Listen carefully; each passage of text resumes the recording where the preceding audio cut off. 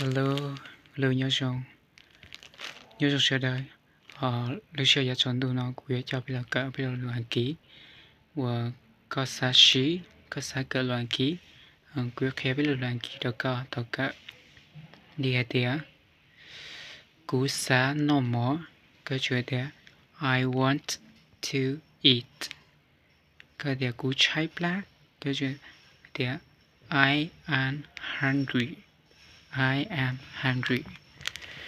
Giờ thì thầu có chép lại hành lỡ chạy coi tía I am starving.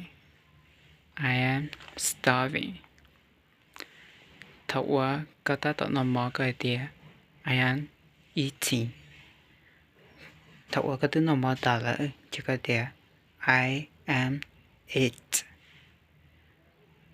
Giờ thầu có thứ nằm mò trâu lỡ có trâu plá lỡ chạy coi tía I am full. Watch out anh là cộng cú subscribe and follow my channel. I see you next video. Thank you so much. Goodbye.